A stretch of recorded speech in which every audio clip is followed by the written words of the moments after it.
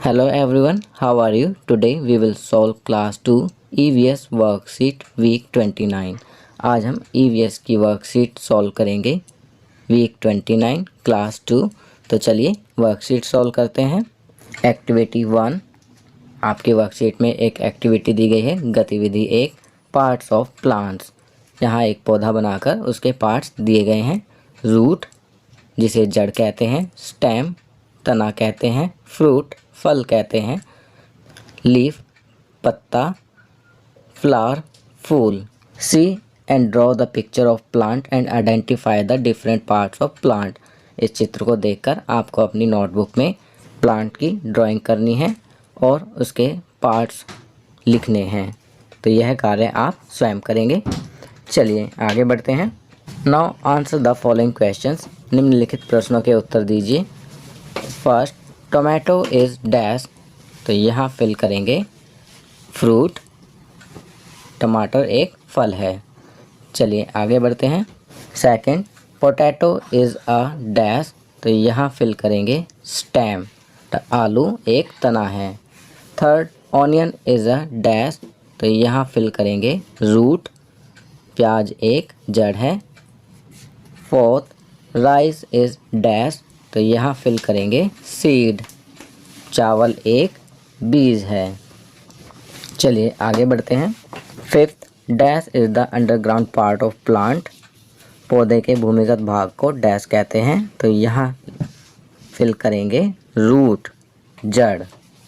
Root is the underground part of plant. चलिए activity 2 करते हैं। Activity 2, living and non living things. सजीव एवं निर्जीव वस्तुएं।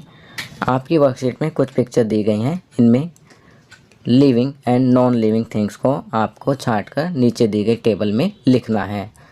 बच्चों, लिविंग थिंग्स होती हैं जो ब्रीथ करती हैं, ग्रोथ करती हैं, और नॉन लिविंग थिंग्स में ना ब्रीदिंग होती है और ना ही ग्रोथ होती है। Pen non living, plants living, table non living, spoon non living, chair non living, dog living. चलिए आगे बढ़ते हैं। अब इस चित्र में देखते हैं। Telephone non living, bee living, monkey living, deer living, cup non living, fish living. चलिए अब नीचे दी गई टेबल में इन्हें फिल करते हैं। यहाँ लिखा है see the picture and classify as living and non living things. चित्र देखिए और इन्हें सजीव एवं निर्जीव के रूप में वर्गीकृत कीजिए। फर्स्ट हम लिविंग लिखेंगे। लिविंग में हम लिखेंगे plant, dog, deer, bee, monkey, fish. अब नॉन लिविंग में लिखेंगे pen, spoon, chair, table, telephone, cup. चलिए आगे बढ़ते हैं। Life skill week 29, basic of sign language.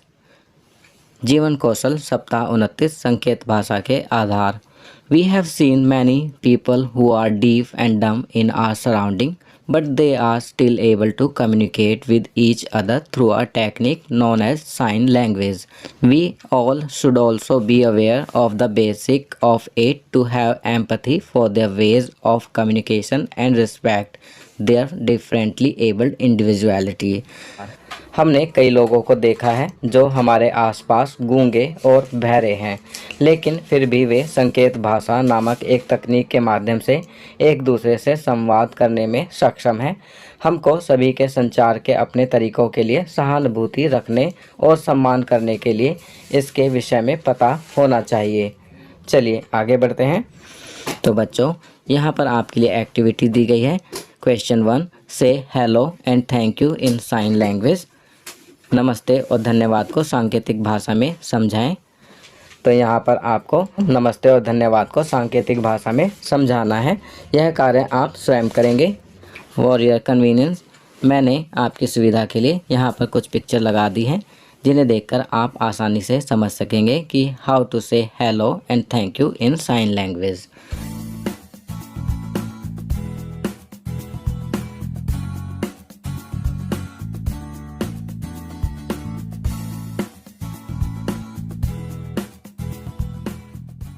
तो बच्चों, ये वर्कशीट यहाँ कंप्लीट होती है।